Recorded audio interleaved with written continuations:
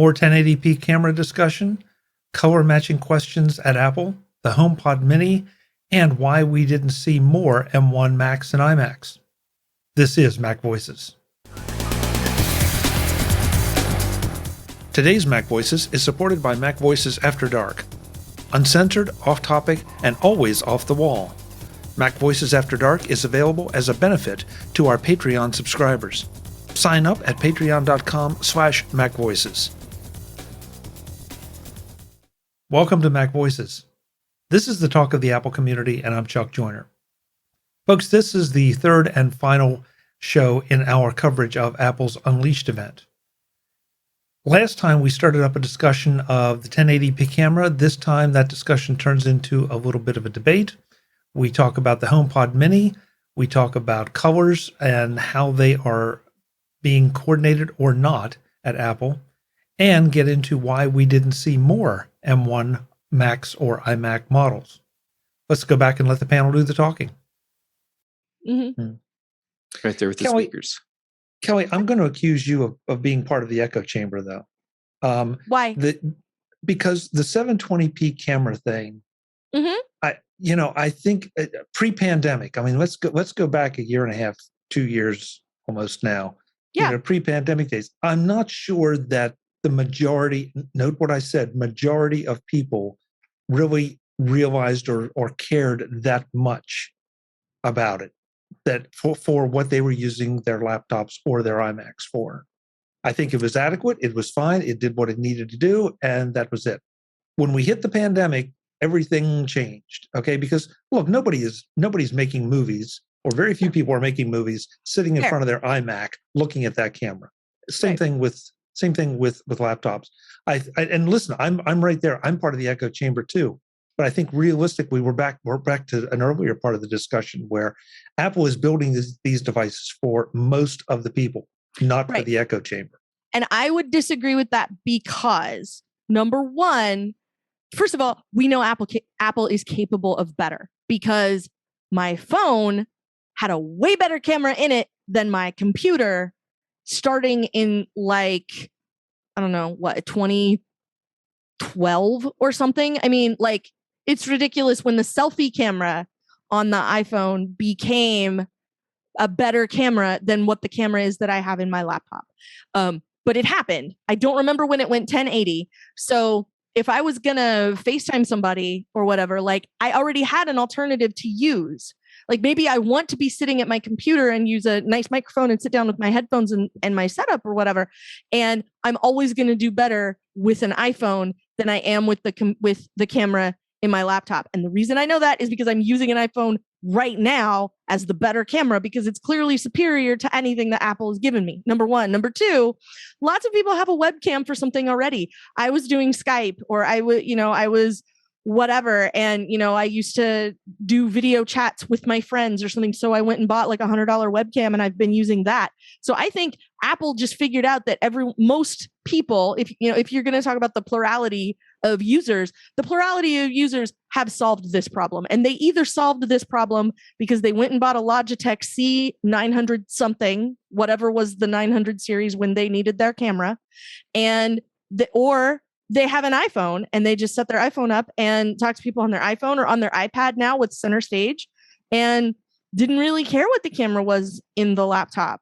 And the only reason anybody cared about it was because now that I know it's there, I'm supposed to put a piece of tape over it, because otherwise Facebook can see me. That's all anybody does with that camera anymore, it seems like. And so I feel like Apple puts it there because it's checking a box. It's well, the legal definition of an Apple product is it has to have a FaceTime camera in it. So we're going to do that.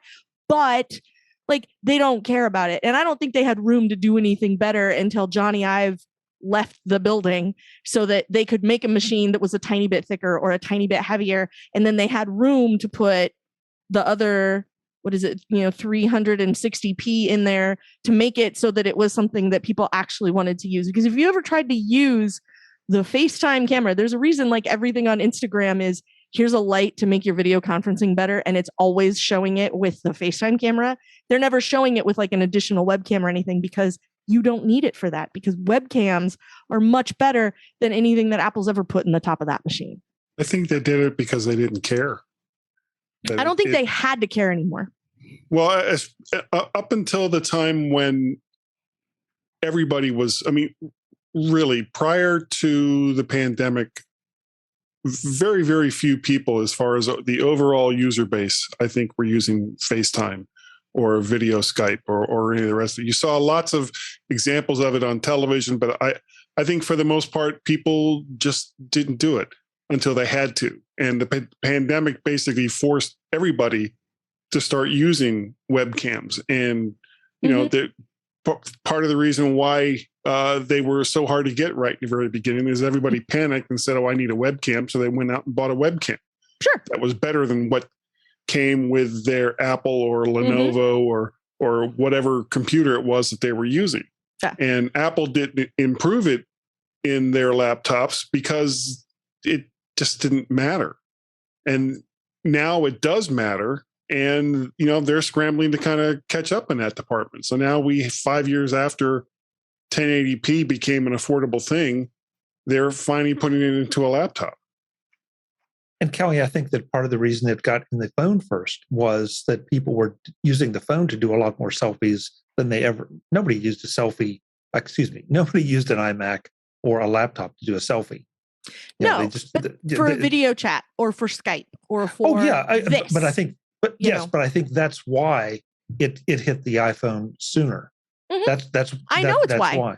Oh yeah, that was my presumption. Like that was the reason they continued to evolve and continued to improve on the phone. But like right now with my overhead lighting, if I switch to my FaceTime camera, you basically wouldn't be able to see me.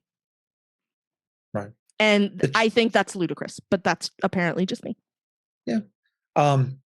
The chat room is on fire tonight. I tell you, these people are crazy. Webb says, I think the notch on the MacBook Pro is part of the design language that Apple now has. Somebody on the panel said they couldn't put the FaceTime camera in the speaker grill unless you wanted video of your ceiling. Thank you, ProView Jim. But yeah, and Webb then suggested to Jim that it be placed on the underside of his beard. It might be an interesting angle.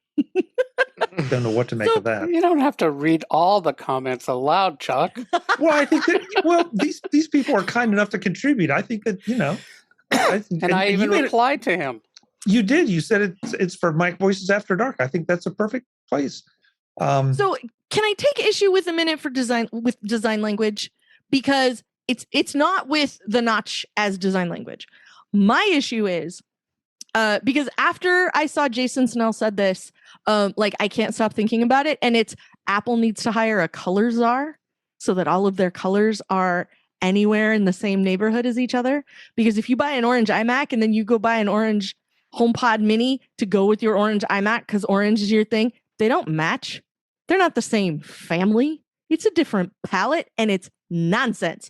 And I am mad about it because why does everybody know Apple? Because Apple has great design. Apple made stores that looked amazing. Stores. And they looked amazing. And they made the Apple TV that looked amazing. And they made the Mac Mini that looked amazing. And Apple continues to do these things that are beautiful things, and we like to look at them. And you're going to tell me that they couldn't figure out if we're going to do another thing in orange that maybe it should be the same orange? Come on. They used to have a color czar, and everything was white. Very good. I feel like that's racist. Yeah. But also, my comment or their policy of white objects? No, all things are white at the end.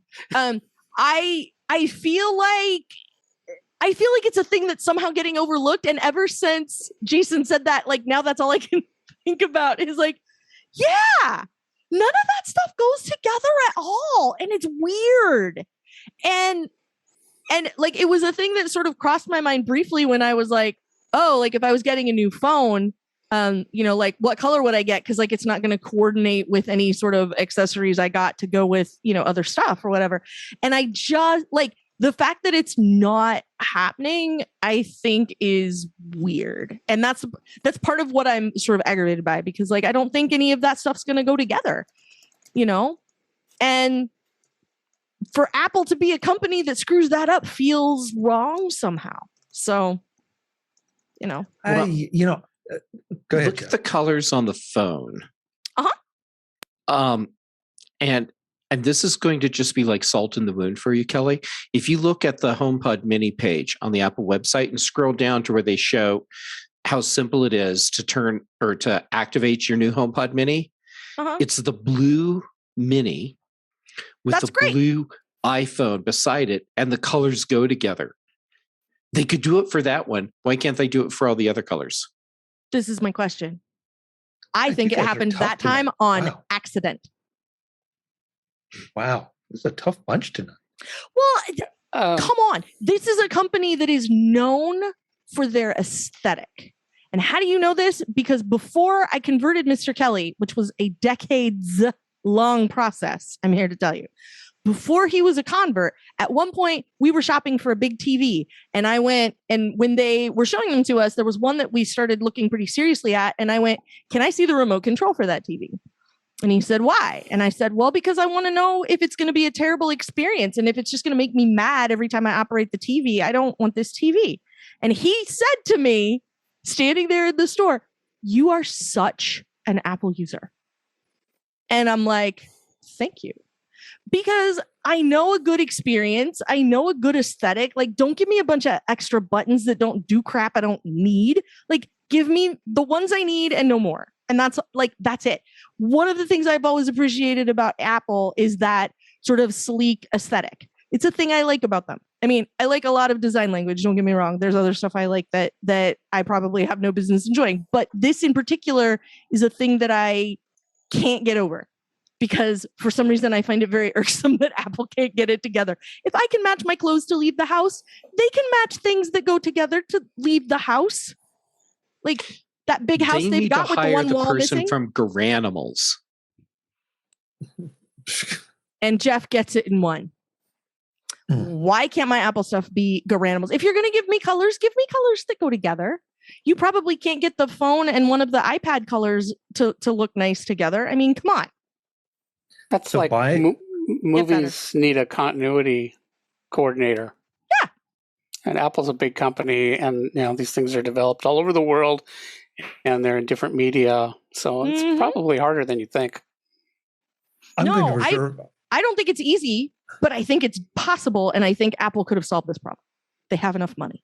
They could have. First of all, I don't categorize this as a quote unquote problem.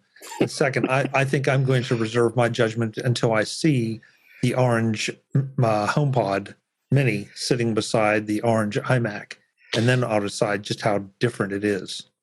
Chuck, that's actually a really good point. MacVoices listeners, you know what to do. A long history of not accurately representing the colors of their products on their webpage. Mm-hmm. And I mean, also a difficult problem. Exactly. That's true. I mean, they can't account for everyone's monitor and the fact that most people haven't calibrated them. And most of the people that have calibrated them probably did it wrong. Yeah. I mean, that's still the number one reason that there are returns on clothes bought online, is that the color is not what I thought it was going to be. Sure. So hence the black and white HomePod minis. That makes it simple because you pretty much know what you're getting. Right. So before we wind up, I would just want to say like a minute or something, because I've kind of nitpicked here and there during tonight. But, for me, this event was like a processor announcement. They announced 2 CPUs and a bunch of other stuff that we've been talking about. But really, for me, this was, the big news was the processors. And it's so exciting what they're doing. So, like all this other stuff like HDMI, that's minor stuff. The processor, architecture, that's what I was looking for in this event. And they knocked it out of the park. Although one thing I am wondering about, they didn't mention, it sounds like maybe these chips are still on A14 technology. They didn't mention A15. And it's not clear to me whether the single core performance is higher than last year's M1. I think it's the same, although there was one thing that said the CPU was 70% faster, but I'm not sure they're just counting more but cores. it's also bigger. Well, it's got more cores. It's got more cores, but yeah, my guess is that it is on A14 because a lot of people are suspicious these were supposed to come out in the summer originally. I think it may be, especially since they didn't mention it. So yeah, that's kind of interesting. It also means like, well, wait till next year. That's going to be even better. But well, Kelly pointed out we don't know what the release schedule is going to be yet. It could be an every other year, which is still more than they had significant processor updates for the last little bit on Intel. But it might be a more significant right increase. Well, this is pretty major, whether it's based on A14 or A15. And Apple has managed to do the once a year for a long time, and they're not having to do all the breadth of what Intel has offered. But anyway, the fact that they're offering 32 and 64, and the GPUs are going through the roof, they knocked it out of the park. Can't wait to see next year. And what on earth is the Mac Pro going to look like? We're not going to find that out for a long time. We're not going to find out. But I can't wait. I'm not going to get one, but I'm really curious. And does it make any sense to have the ability to plug in external GPUs anymore? I suspect by whatever they show us next year, it's not going to make any sense at all. Probably not for a laptop, though, anyway. Yeah. It's a different use case. But no, I'm saying for, didn't the Mac Pro, it's only, 2 years? Mm-hmm. Is that right? It's only 2 years old. And doesn't that feel like, something that's like a leftover from, last year was like 5 years long. Yes. It does feel like a relic from another era because I was at that Macworld. I was at that Macworld. I was at that Dub in person and talked to other people who were there and saw it. And it was. I had met Chuck about 20 minutes earlier. You're right. I was at that Dub. I didn't see the machine.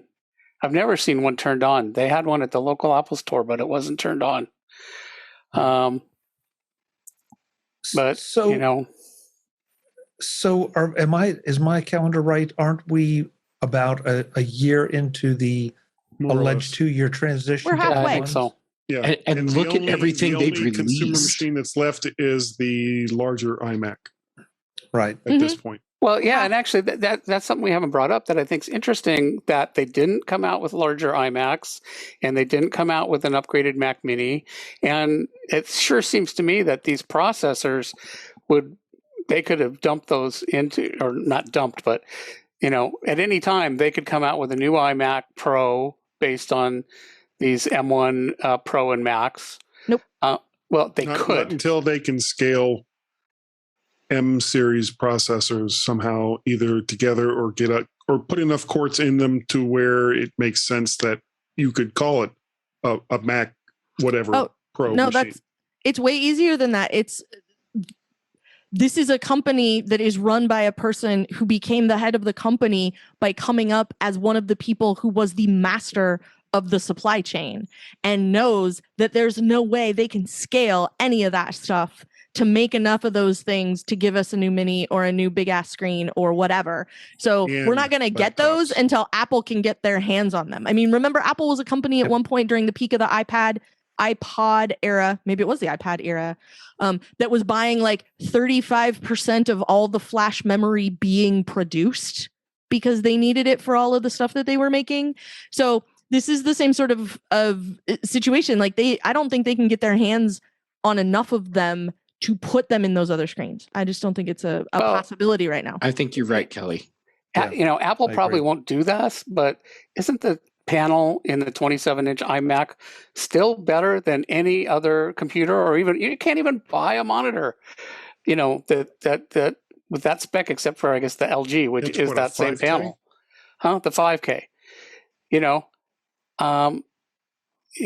so they're still selling an Intel 5K monitor, and I kind of feel like why don't you stick, that panel with a M1 Pro and M1 Max and start.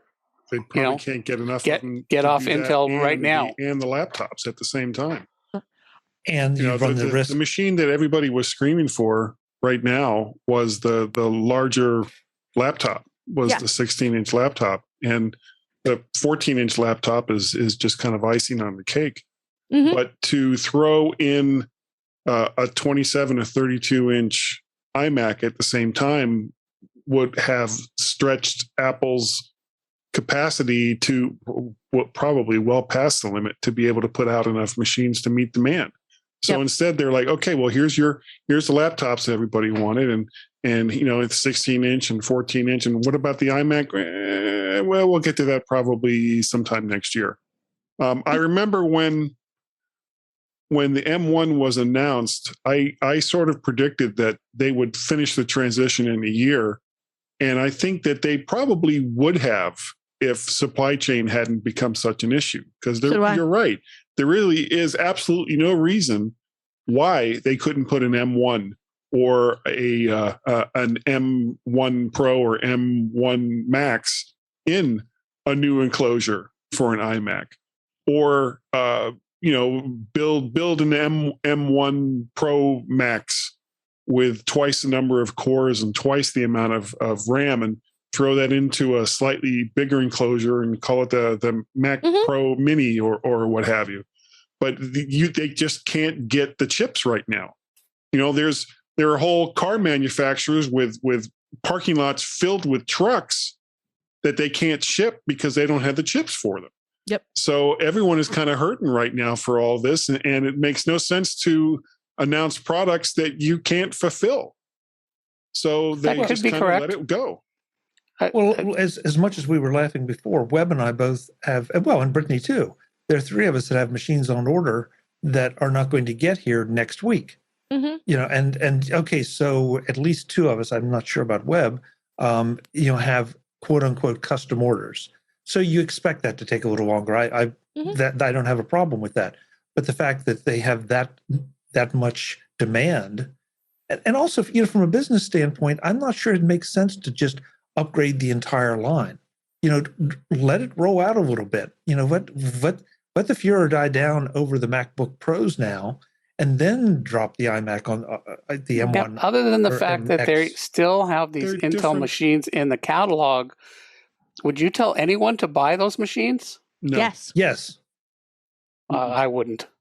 No. If you need a machine right now, the Intels are going to, first of all, not everybody needs all the raw horsepower we're all lusting after.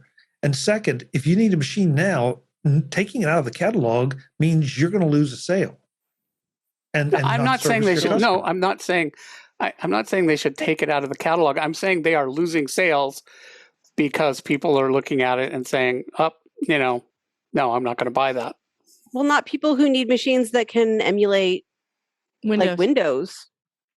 Yeah, you need boot You camp. need a true emulation machine.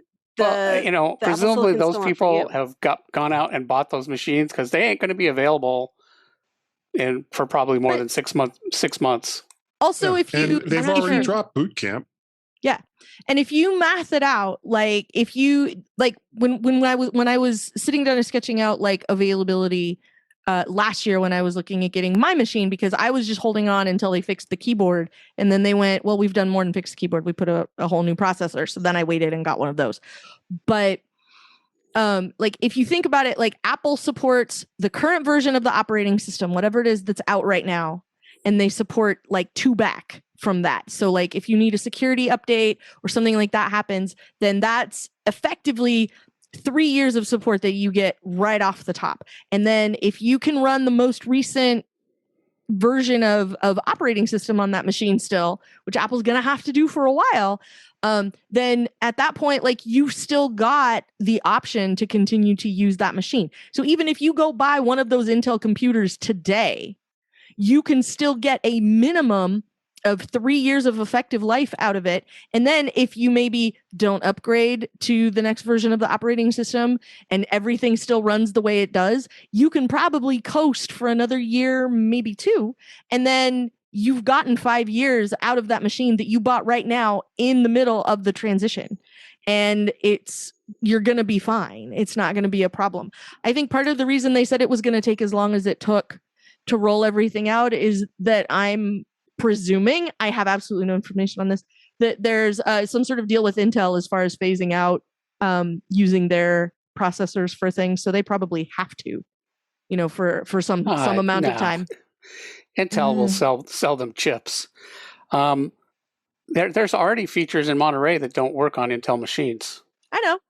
Well, sure. That's going to be a natural thing. And there's going to be third-party stuff that doesn't work on Intel machines. Yeah, sure. We had that when we got the Intel machines. There was stuff that worked on Intel that didn't work on Power Macs. Yeah. It's just a thing that happens. We are way over time. This has been a great discussion, and we could go all night. Let's not, because some of us have got to get some sleep. I do want to just mention, though, Webb confirmed in the chat room that his model is also custom. So the customs are back into November, and I think that just reinforces the whole chip thing. I do find it interesting that Webb and I both got notifications that ours are coming earlier now. So did somebody decide to drop out of the line, or did they get a new set of chips? I don't know. I think Apple under promises on that a little bit because almost everything I've ordered in the last few years has been like, it's going to come now. And then after the initial wave of orders, like my ship date slowly creeps back toward 0 day over time. So I think my M1 machine, was like 2 or 3 times it like crept back. So I got mine not long after they came out. Yeah. Let's go around the room, let folks know where they can find you, and then we'll get out of here. So I want to flip it around again. Kelly, by the way, in the chat room, Eric and Paul seem to be forming the Kelly Guimont fan club. Just deeply disturbing on any level. All they did was say that I was right. And Chuck said not to encourage me. And then Eric decided I was right again. And that is because Eric is a man of taste and intelligence. That's all I'm saying. Eric's a man of wealth and taste. It's a mutual fan club. Yeah. Well, it is now. I mean, if you're going to sit in the chat room and tell Chuck I'm right, like I will never turn that down. Man. Where can we find you, Kelly? batterywillgetyoueverywhere.com. You can find me 5 days a week hosting the Mac Observer Daily Observations podcast over at macobserver.com. You can find me on the Incomparable, where I talk about Ted Lasso on the Football is Life podcast, as well as other stuff over there. I have my own show called I Want My MCU TV that you can find at theincomparable.com as well. You can find me on the after show with Mike Rose occasionally. You can find me on In Touch with iOS over there with David Ginsburg, who runs a very tight ship and has a really good show, and you should check that out if you haven't already. And when I'm not playing Pokemon Go with Brittany, you can find me on Twitter as Verso. Great. Thank you, Kelly. Good to have you. Brittany, not only do we want to know where to find you, but you also have some information to share. I do. So it is still ADHD Awareness Month. And first you can find me Ad Liberator, Twitter, YouTube. But it's ADHD Awareness Month, and the International Conference on ADHD is the first week of November. And I have a coupon code if somebody wants to use it. And I have a link and stuff for Chuck to use, because they said that one of the board meetings I was at, there was a 10% discount code. And I said, can I share it with literally anybody? And they said, yes, you can. It is ADHD awareness, but it is misspelled. So you will want to actually copy it. It is a little bit of a joke on ADHD punctuation mistakes. And so you'll have to actually copy the code. But I have it. And if you or a loved one has ADHD and want to come to the conference, you can get a little discount. So just to be sure, Brittany, so we're talking about a physical conference, not an online conference. Absolutely online. We hope to be in person next year. Yeah. Okay. This is online still. So it doesn't matter where you are, you can use this and participate. Yep. Absolutely. Excellent. Excellent. So folks, I will have those links in the show notes. I'll also try to drop some lower thirds in as Brittany's talking in the post-production part So you have those. But if this is something you're interested in, look, Brittany's speaking. How could it get any better than that? There you go. I'm here to tell you that's an awesome experience, and you should absolutely investigate it further. Definitely. Brittany, thanks for being here. Really appreciate it. Good luck. I'll be anxious to know when you get yours. Yeah. Thanks for having me. Jim, thank you for all your insights from the developer perspective. Great discussion. Where can folks contact you? ProView.com is the website, and we've got that new public beta for Panorama. Check that out. And on Twitter, ProView Jim on Twitter. And I have a live update. I have a friend at a major Midwestern college, a really big one, and they have frozen iMac purchases until the new ones come out. Wow. I have a number of clients who've done the same thing. We're just going to wait and see what they give us, and then we'll see. Yeah. Interesting. Okay. Thank you, Jim. Thank you. Mr. Serle, Sans Cat. Yeah, she finally got tired of me and left. Vertshark.com is the website. Podcast at vertshark.com is the email address. MacParrot and Vertshark is what it is over on Twitter. Of course, I am on Facebook, Guy Serle. And the mymac.com podcast has been going so strong for over 11 years now with Gaz every single week. And of course, Guy's Daily Drive, which I do once or twice a week, where I drive in my car and say silly things, and not unlike what I do sometimes on this show.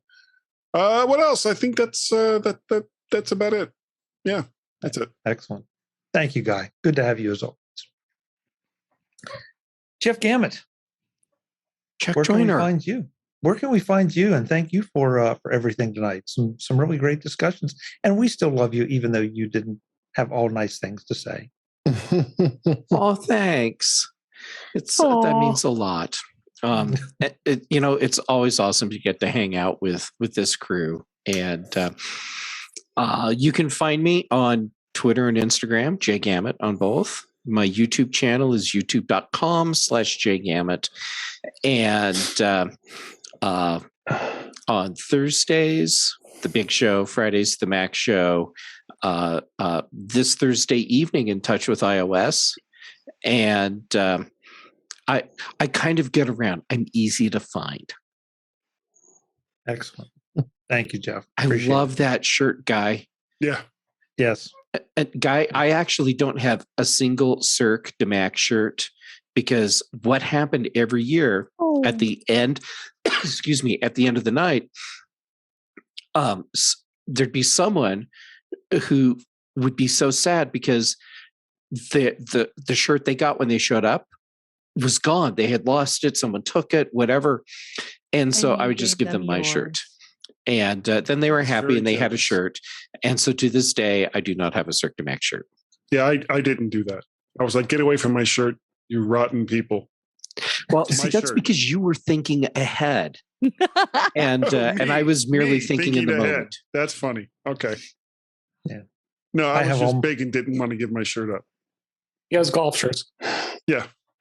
I have all my Cirque shirts tucked away safely. I have no idea for what, but I don't want to wear them. My problem is because I wear them, they get washed, they shrink a little bit. I get a little bit bigger as time goes on, and so how much longer I'll be able to wear them is questionable before they start showing some midriff, and nobody wants that. And then you send them off to one of those services that turns them into a blanket for you. Yeah. Oh my God, a Cirque blanket. That would be cool. Somebody bring that up. Where have we gone? Yeah, we're off. Sure, he's got all the artwork. We're off road again, folks. David Ginsburg, thank you for being here. I know it got a little bit crazy toward the end, but where can folks find you? You're welcome. Yes, that was good. But thanks for having me. You can find me at In Touch with iOS at intouchwithios.com. As Jeff said, he'll be on the show this week. And you can find my YouTube channel at youtube.com/DaveG65. I'm on the Mac Show on Fridays. Going to find out if I won poker or not. And I will be, and I'm also on Twitter at DaveG65. Thanks. Excellent. Thank you, David. Folks, I'm Chuck Joyner. This is MacVoices Live, Tuesdays at 8 p.m. Eastern, 5 p.m. Pacific, whatever time that is, wherever you are. But again, there's probably a pretty darn good chance that we will not have a MacVoices Live next Tuesday night unless I were to return from travel early. So watch the MacVoices social feeds. We'll make sure that we keep you updated if there is going to be a show. Other than that, I want to definitely thank the chat room. Thanks to all, I'm not even going to try to name everybody because we had a lot of contributors tonight. Still not sure about the whole Kelly Guimont fan club. That's a little shaky. And thanks to Webb for helping me advance my order. And we'll see you all next week or 2 weeks from now. Yeah. Next time. Until then, next time. There you go. Thank you, Kelly. Until then, I'm Chuck Joyner. This is MacVoices. Thanks for watching. Visit MacVoices.com for show notes and to connect with Chuck on social media. Get involved in our Facebook group or like our Facebook page and get more out of your Apple tech with MacVoices Magazine, free on Flipboard and on the web. And if you find value in it all, consider supporting us through either our Patreon campaign at patreon.com/MacVoices or by making a one-time donation via the PayPal link on our front page and in the show notes of each episode. You will join these fine people who help bring you MacVoices.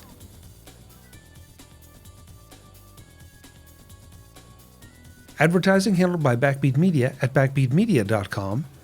Bandwidth provided by CashFly at cashfly.com.